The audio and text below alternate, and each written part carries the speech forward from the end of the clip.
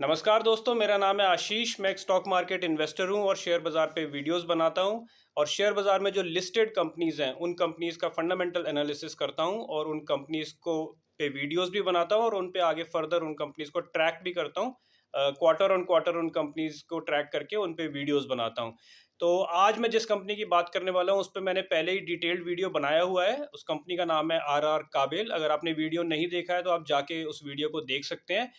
उस वक़्त जब मैंने वीडियो बनाया था, तब Q3 FY26 के रिज़ल्ट्स आए हुए थे। तब मैंने वो एक डिटेल्ड वीडियो बनाया था, पूरा सेक्टर में कैसे वो कंपनी परफ़ॉर्म कर रही है और पूरा सेक्टर का सीन क्या चल रहा है। एक ये पूरा डिटेल में मैंने वीडियो बनाया था। लेकिन अब Q4 FY26 के रिज़ल्ट आ गए हैं, जो FY26 का लास्ट क्वार्टर है, उसके रिज़ल्ट आ गए हैं। कॉन कॉल भी कंपनी ने कर दी है। तो आप आज Q4 का अपडेट लेके मैं आया हूँ कि देखते हैं कंपनी कैसा परफॉर्म कर रही है। कंपनी ने कहाँ पे अपनी गाइडेंस को मीट किया है या कहाँ पे अपनी गाइडेंस को मिस किया है, और ओवरऑल इस कंपनी पे अब आगे क्या व्यू बन रहा है, करना क्या है इस कंपनी में आगे। तो आज इसी की बात करेंगे। तो थोड़ा सा एक जरा सा अपडेट दे देता हूँ कि इस कंपनी का आखिर बिजनेस क्या है। बिजनेस केबल्स एंड वायर्स, ये कंपनी का मेन बिजनेस है। और इसके अलावा FMEG, fast moving electronic goods, इसका भी एक छोटा सा कंपनी का सेगमेंट है। और केबल्स एंड वायर्स का, जैसे मैंने बताया था अपने पिछले वीडियो में, इसमें एक सेक्टर टेलविंड चल रहा है, क्योंकि बहुत सारे खासकर डेटा सेंटर और अलग अलग तरह के जो रिन्यूएबल एनर्जी और ये सब का जो मार्केट में एक बूम चल रहा है, उसकी वजह से जो इलेक्ट्रिसिटी जो प्रोड्यूस हो रही है, इस इलेक्ट्रिसिटी को ट्रांसमिट करना पड़ता है।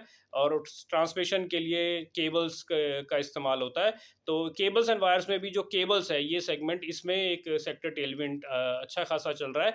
और इस सेगमेंट की हर एक कंपनी इस वक्त अच्छा कर रही है, चाहे वो पॉलीकैब हो, चाहे KEI इंडस्ट्रीज हो, जो मेन केबल्स की कंपनीज हैं। तो इसी तरह से आरआर काबिल भी अच्छा परफॉर्म कर रही थी अभी तक, और अब आगे देखते हैं Q4 में कैसा परफॉर्म किया है। तो Q4 के नंबर्स की अगर मैं बात करूं, तो रेवेन्यू में 33.7% का ग्रोथ दिखाया है कंपनी ने, जो कि अच्छा ग्रोथ है। और एबिटा में 34.6% का ग्रोथ है। और एबिटा मार्जिन 8.9% के हैं, जो कि पिछले क्वार्टर के मुकाबले 0.1% ज़्यादा है। और PAT, profit after tax, bottom line, 30.1% का ग्रोथ है। और पैट मार्जिन अगर हम देखें तो 5.7% है, जो कि पहले भी इतने ही थे। तो ओवरऑल अगर हम देखें, तो ये काफ़ी ठीक ठाक सेट ऑफ नंबर्स मुझे दिख रहे हैं। इसी में अगर हम केबल्स एंड वायर्स, सिर्फ केबल एंड वायर्स का अगर हम रेवेन्यू ग्रोथ देखें, तो वो 36.3% है। और प्रॉफिट बिफोर टैक्स का कंपनी ने नंबर दिया है, 32.5% है। तो नंबर्स ठीक दिख रहे हैं। ऑप्टिकली अगर हम ऊपर से देखें, तो ये नंबर्स ठीक है। बहुत आउटस्टैंडिंग नंबर्स मैं इसको नहीं कहूंगा कि ये कोई आउटस्टैंडिंग नंबर्स नहीं है, but good set of numbers, good numbers की कैटेगरी में आएंगे। ये आउटस्टैंडिंग नहीं है। इसके अलावा अगर हम कंपनी की बात करें कि कहाँ पे कंपनी ने अपनी गाइडेंस को मीट किया है या कहाँ पे मिस किया है, तो मैं जैसे हमेशा की तरह दिखाता हूँ। अगर आप सोच रहे होंगे कि मैं नीचे क्या देख रहा हूँ, तो मैं कॉपी जो मेंटेन करता हूँ, उसमें मैं सब नोट्स लिख लेता हूँ। जैसे कंपनी की कॉन कॉल मैंने सुनी या कंपनी के इन्वेस्टर प्रेजेंटेशन मैंने पढ़ी, तो उसके नोट्स मैं बना लेता हूँ। तो अगर हम इसके बिजनेस की, जैसे हमने बात की थी, 90% बिजनेस इनका केबल्स एंड वायर्स का ही है और 10% है सिर्फ FMEG। तो FMEG की ज़्यादा बात नहीं करेंगे। हालांकि FMEG में कंपनी ने एक अपना गाइडेंस सॉर्ट ऑफ मिस किया है। कंपनी ने बोला था कि Q4 FY26 में ये ब्रेक इवन कर देंगे, यानी कि लॉसेस खत्म हो जाएंगे, ब्रेक इवन पे आ जाएगी। लेकिन वो Q4 में हुआ नहीं है, क्योंकि थोड़ा सा अगर हम देखें एनवायरनमेंट इस सेगमेंट के लिए, FMEG सेगमेंट के लिए उतना अच्छा नहीं है। तो जिसकी वजह से कंपनी ने अब बोला है कि अब वो FY27 में इसको ब्रेक इवन कर देंगे। तो ये थोड़ा सा गाइडेंस मिस है, लेकिन आई थिंक FMEG, क्योंकि बहुत छोटा पार्ट है ओवरऑल बिजनेस का, सिर्फ 10% ही है। और मार्केट भी अगर मार्केट देखें कि इसको कैसे देख रहा है, तो मार्केट भी इस पे ज़्यादा ध्यान नहीं देगा, क्योंकि मार्केट को भी FMEG सेगमेंट से ज़्यादा उम्मीद नहीं है। और केबल्स एंड वायर्स ही इनका मेन जो बिजनेस है, उसी को मार्केट देखेगा। और वहीं से इनका मेन जो रेवेन्यू सोर्स है, वहीं से आता है। और अभी FMEG को मार्केट इसको थोड़ा इग्नोर कर देगा। तो कोई बात नहीं, अगर इसमें गाइडेंस थोड़ा सा मिस भी हुआ है, तो इसमें ज़्यादा चिंता की बात नहीं है, क्योंकि मेन बिजनेस इनका केबल्स एंड वायर्स है, वहीं पे सेक्टर टेलविंड भी चल रही है। तो उसी को देखेंगे। एफएमईजी को for the time being ignore करते हैं।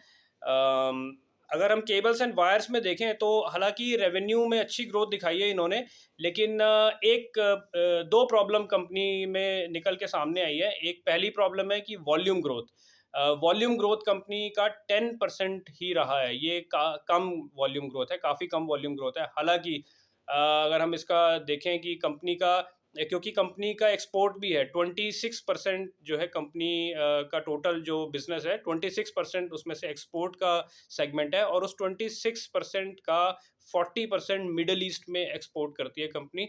और यानी कि अगर हम टोटल कंपनी के रेवेन्यू का देखें तो वो 11 से 12% मिडल ईस्ट से एक्सपोर्ट से आता है। और मिडल ईस्ट में हम सब जानते हैं कि पिछले 1 से 1.5 महीने से प्रॉब्लम चल रही है, वहाँ पे वॉर की सिचुएशन बनी हुई है। तो वो जो एक्सपोर्ट कंपनी मिडल ईस्ट में करती थी वो कर नहीं पाई है कंपनी, ये कंपनी ने बताया है। और अंडरस्टूड भी है ऑफ कोर्स, इस वॉर में वहाँ पे पूरा ट्रांसपोर्ट रुका हुआ है, शिप्स आ जा नहीं रहे, तो ऑफ कोर्स ये एक प्रॉब्लम है। तो इसी की वजह से कंपनी का जो वॉल्यूम ग्रोथ है वो कम रहा है, वो 10% ही रहा है, जिसका मेजर फैक्टर जो है वो यही मिडल ईस्ट में जो कंपनी एक्सपोर्ट नहीं कर पाई। तो देखिए, इसलिए मैं कहता हूँ कि एक्टिव इन्वेस्टमेंट ज़रूरी है। जो एक थ्योरी दी जाती है, फंड मैनेजर्स जो टीवी पे आते हैं बोलते हैं बाय एंड फॉरगेट, और वो पता नहीं 50 साल पुरानी थ्योरी वो सुनाते हैं। बाय एंड फॉरगेट की बात करते हैं कि आपने एक बार खरीद लिया उसके बाद भूल जाओ 5 साल तक, 10 साल तक। तो ये सब बकवास जो वो करते हैं, इससे कोई फ़ायदा नहीं होने वाला। तो आपको एक्टिव इन्वेस्टमेंट करनी है। ये बहुत ही डायनामिक वर्ल्ड है, मार्केट बहुत डायनामिक है, हर चीज़ें बहुत जल्दी जल्दी चेंज होती है। देखिए, कहाँ तो पिछले क्वार्टर में ये बात की जा रही थी कि ये 26% जो एक्सपोर्ट है इस कंपनी का, क्योंकि किसी भी और कंपनी का इतना एक्सपोर्ट नहीं है, सिर्फ यही कंपनी है केबल्स एंड वायर्स के सेगमेंट में जिसका एक्सपोर्ट 26% है। बाकी जो दूसरी पॉलीकैब है या के ई आई इंडस्ट्रीज़ है, उसका बहुत नेग्लिजिबल एक्सपोर्ट है, तो उसमें तो एक्सपोर्ट ऑलमोस्ट ना के बराबर ही है। तो ये इसके लिए पॉजिटिव माना जा रहा था कि यही कंपनी है जिसका एक एक्सपोर्ट में एक्सपोजर है, क्योंकि इंडिया और यूरोपियन यूनियन में जो ट्रेड डील साइन हुई है जिसमें टैरिफ जो है वो बिल्कुल ज़ीरो हो जाएगा, तो वो उसका एक एडवांटेज इस कंपनी को मिलना था। लेकिन कैसे जियोपॉलिटिकल सिचुएशन चेंज हुई और कहाँ एक एडवांटेज की बात की जा रही थी और कहाँ पे अब ये वही एक्सपोर्ट ही इनके लिए थोड़ा सा प्रॉब्लम बन गया, क्योंकि अब ये एक्सपोर्ट कर नहीं पा रहे हैं। मिडल ईस्ट में भी इनका एक्सपोजर था एक्सपोर्ट में, अब मिडल ईस्ट में जो प्रॉब्लम चल रही है अब उसकी वजह से ये एक्सपोर्ट कर नहीं पा रहे हैं। और इनफैक्ट बाकी जगह भी अगर ये यूरोप वगैरह में भी करते हैं तो वहाँ पे भी एक प्रॉब्लम एक्सपोर्ट में आ रही है, क्योंकि इन एक्सपोर्ट करने के लिए भले ही रूट का एक तो प्रॉब्लम है, और दूसरा जो कंटेनर्स चाहिए होते हैं वो भी ब्लॉक्ड है मिडल ईस्ट में। तो जब कंटेनर्स ही नहीं मिलेंगे तो एक्सपोर्ट कैसे करेंगे? तो ये सारी प्रॉब्लम आ रही है। तो ये कैसे सिर्फ 1 महीने में ये देखिए ये सिचुएशन चेंज हुई है। एक्सपोर्ट कहाँ इनके एडवांटेज की बात थी और कहाँ अब एक्सपोर्ट ही इनके लिए थोड़ा सा प्रॉब्लम बन गया है। तो अब इसको देखना कैसे है?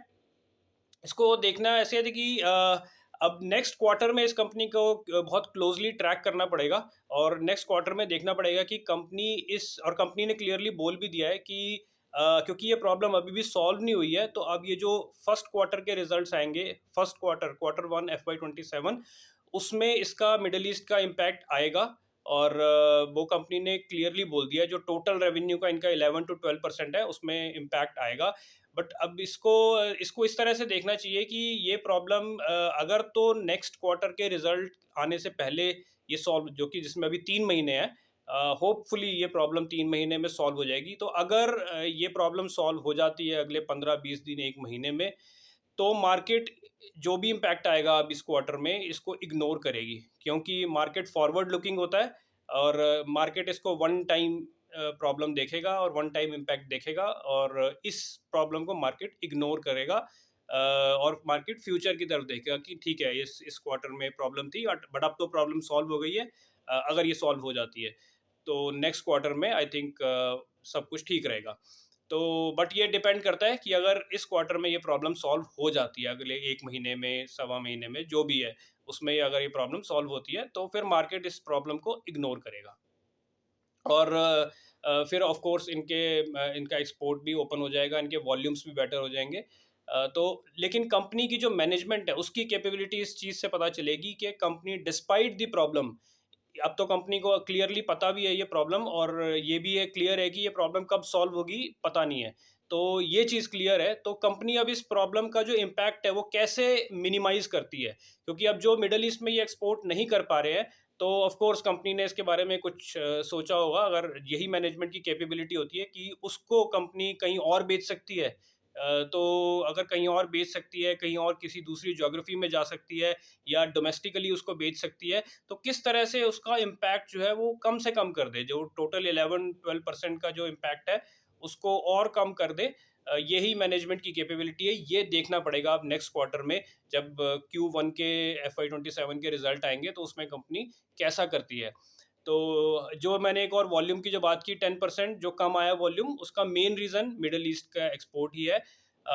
तो इसको भी देखना पड़ेगा, क्योंकि ये 10% वॉल्यूम तो कम है, और अगर सस्टेनेबल बेसिस पे कंपनी 10% ही वॉल्यूम ग्रोथ करती रही, तो फिर आगे जाके इनका जो रेवेन्यू ग्रोथ है, जो अभी हमें 36% का दिख रहा है, वो भी नहीं आ पाएगा, वो कम रहेगा। बट अभी हम ऐसा एज्यूम नहीं कर सकते, क्योंकि it's too early to assume. Company ने स्टिल बोला है अपनी कॉन कॉल में, कंपनी ने बोला है कि जो उनका गाइडेंस है 16 to 18% का वॉल्यूम ग्रोथ, उसको कंपनी मेंटेन करेगी फॉर द होल ईयर।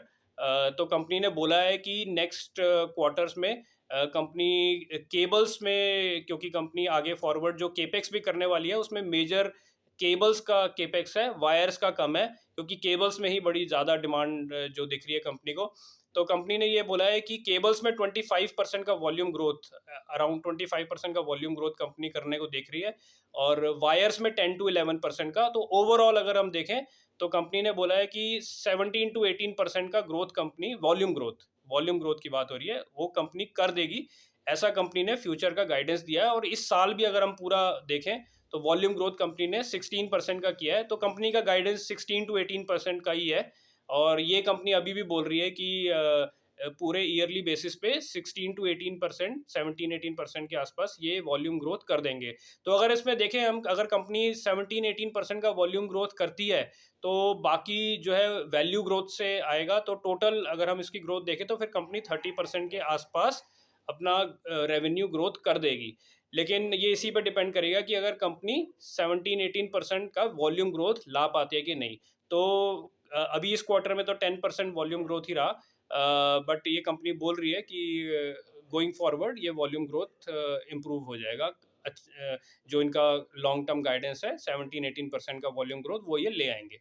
तो इसलिए अब ये दो दो चीज़ों के लिए इस कंपनी को बहुत क्लोजली ट्रैक करना पड़ेगा, एक वॉल्यूम ग्रोथ के लिए, और दूसरा जो मिडल ईस्ट वाला प्रॉब्लम है उसको कंपनी कैसे डील करती है, और वो कब सॉल्व हो रहा है, कैसे सॉल्व हो रहा है, उसका कितना इम्पैक्ट आ रहा है। इसके लिए इस कंपनी को अब जो नेक्स्ट क्वार्टर के रिजल्ट है वो बहुत क्लोजली हमें ट्रैक करने पड़ेंगे। तो ये इसके ओवरऑल है, और केपेक्स के लिए कंपनी ने बोला है कि वो एज पर गाइडेंस वो चल रहा है, जो हर क्वार्टर में ये थोड़ी थोड़ी कैपेसिटी ऐड करेंगे टिल FY 28, जो इन्होंने 1200 करोड़ का केपेक्स अनाउंस किया हुआ है। तो वो कंपनी वो ऑन ट्रैक है, वो केपेक्स चल रहा है, और उसमें कोई डिले नहीं है, कुछ नहीं है। तो वहाँ पे उस फ्रंट पे, केपेक्स के फ्रंट पे कंपनी में कोई प्रॉब्लम नहीं है। और इसके अलावा अगर हम देखें, तो कंपनी ने ऑफ कोर्स, जैसे कि हमने बात भी की, कि गोइंग फॉरवर्ड केबल्स का जो कंट्रीब्यूशन है वो इंक्रीज होगा एज कम्पेयर टू वायर्स। तो वो भी तो उसमें मार्जिन्स भी थोड़े बेटर बनेंगे, और तो ऑपरेटिंग लेवरेज भी कंपनी को मिलेगा, तो ये कंपनी ने बताया है। तो दैट इज़ इन लाइन, उसमें कोई प्रॉब्लम नहीं है। तो सिर्फ दो ही प्रॉब्लम है जो कंपनी ने बताई हैं। एक तो वॉल्यूम का, और दूसरा वॉल्यूम ग्रोथ का, और दूसरा जो मिडल ईस्ट का जो क्राइसिस है उसका। तो ये दो प्रॉब्लम से देखना पड़ेगा कि कंपनी कैसे इसको डील करती है। तो इसलिए Q1 FY 27 के नंबर्स को क्लोजली ट्रैक करना पड़ेगा। तो अभी ओवरऑल अगर हम देखें इस पे जो व्यू बन रहा है, तो overall for the time being Q4 FY 26 के जो रिजल्ट है, ये जैसा मैंने कहा कि ये आउटस्टैंडिंग नंबर्स नहीं है, लेकिन ये गुड सेट ऑफ नंबर्स हैं, ये खराब नंबर्स नहीं है, ये गुड नंबर्स हैं, अच्छे नंबर्स हैं। तो अभी जो ओवरऑल व्यू बन रहा है वो ये है कि मेरा जो अपना पर्सनल व्यू है वो मैं बता रहा हूँ, कि मैं इसमें और ऐड नहीं करूँगा, क्योंकि अब इसको मुझे देखना पड़ेगा नेक्स्ट क्वार्टर में कंपनी कैसा परफॉर्म करती है। अगर Q1 FY 27 में भी कंपनी अगर वहाँ पे अच्छा परफॉर्म कर देती है, तो फिर इसमें और ऐड किया जा सकता है। तो वो नंबर्स अभी देखने पड़ेंगे। तो अभी मैं इसमें और ऐड नहीं करूँगा, लेकिन मैं अभी इसको बेच भी नहीं रहा हूँ। मैं आरआर काबिल को बेचने का भी रिकमेंड नहीं करूँगा, क्योंकि ये नंबर्स खराब नहीं है। अभी जो कंपनी ने नंबर्स दिए, despite the challenging environment, company कुछ भी करके 36% का रेवेन्यू ग्रोथ लेके आई है। ये एक अच्छी बात है, क्योंकि ये चैलेंजिंग एनवायरनमेंट में ऐसा ग्रोथ लाना वाज नॉट इजी। बस वॉल्यूम ग्रोथ पे थोड़ा सा कंसर्न है। आई थिंक अगर वो इम्प्रूव हो जाता है गोइंग फॉरवर्ड, तो फिर सब कुछ ठीक है। तो अभी ये बेचना भी नहीं बनता, लेकिन मैं इस पे और ऐड नहीं करूँगा। थोड़ा सा मैं इसको अब कॉशियसली देखूंगा, और आगे फर्दर इस पे मैं डिसीजन नेक्स्ट क्वार्टर के जो रिजल्ट्स आएंगे उसको देख के लूँगा। तो फिलहाल तो यही इस पे व्यू बन रहा है। मैं इस पे होल्ड रखूंगा और ऐड नहीं करूँगा, और बाकी डिसीजन मैं नेक्स्ट क्वार्टर के नंबर्स देख के ही लूँगा। तो ये चीज़ें आपको भी ट्रैक करनी है, और बस तो यही यही अपडेट था for the time being RR काबिल के लिए। बहुत जल्दी आई थिंक पॉलीकैब के भी नंबर्स आने वाले हैं Q4 के। तो उस पे जैसे ही उसके नंबर्स आते हैं, आई थिंक 2-3 दिन में ही शायद आने वाले हैं। मैं एग्जैक्ट डेट मुझे याद नहीं है। तो जैसे ही उसके नंबर आएंगे तो उसका भी Q4 का एनालिसिस करके मैं लेके आऊँगा आपके साथ। फॉर द टाइम बीइंग तो यही है। आई थिंक पॉलीकैब के नंबर्स अच्छे आएंगे, क्योंकि उसमें कोई एक्सपोर्ट का प्रॉब्लम नहीं है, क्योंकि एक्सपोर्ट है ही नहीं पॉलीकैब का, मेजरली उनका डोमेस्टिक ही है। और डोमेस्टिक में तो कोई प्रॉब्लम नहीं है। तो आई थिंक पॉलीकैब के नंबर्स अच्छे आने चाहिए। और इसमें तो कोई डाउट ही नहीं है कि Polycab by far the greatest, the best company है इस सेगमेंट में, केबल्स एंड वायर सेगमेंट में। Polycab is the best company. अगर आप सिर्फ एक ही कंपनी में इन्वेस्ट करने को देख रहे हैं तो पॉलीकैब है। बट मुझे थोड़ा सा दूसरी कंपनी में भी जाना था, तो मैंने आरआर काबिल में भी इंटरेस्ट दिखाया था। बट ठीक है, आरआर काबिल भी अभी फ़िलहाल for the time being it's okay numbers. तो अब आगे नेक्स्ट क्वार्टर में देखेंगे। तो for the time being that's it. जैसे जैसे और कंपनीज जिसको हम कवर करते हैं, जिसको मैं कवर करता हूँ, उनके जैसे जैसे नंबर्स आएंगे Q4 के, तो मैं आपके सामने अपडेट्स लेके आता रहूँगा। तो तो अगर आपको मेरा वीडियोस अच्छा लगा और आपको हेल्प हो रही है अपने इन्वेस्टमेंट में, किसी भी तरह से मैं अगर आपकी हेल्प कर पा रहा हूँ आपके इन्वेस्टमेंट प्रोसेस में, तो आप मेरे वीडियोस को लाइक करें, शेयर करें, सब्सक्राइब करें, कमेंट कर ज़रूर करें। कमेंट करके बताएं कि आपको मेरा वीडियो कैसा लगा, या आप इसमें कुछ और ऐड करवाना चाहते हैं, कुछ और चाहते हैं कि मैं किसी और चीज़ पे वीडियो बनाऊं, किसी पर्टिकुलर कंपनी पे वीडियो बनाऊं, कोई और सेक्टर को कवर करूं, तो आप ये ज़रूर बताएं अपने कमेंट्स में। मैं डेफिनेटली आपके कमेंट्स पढ़ूंगा और उसको इनकॉर्पोरेट करूंगा और उसमें उस पर वीडियोज़ बनाऊंगा। तो आज के लिए इतना ही। Thank you.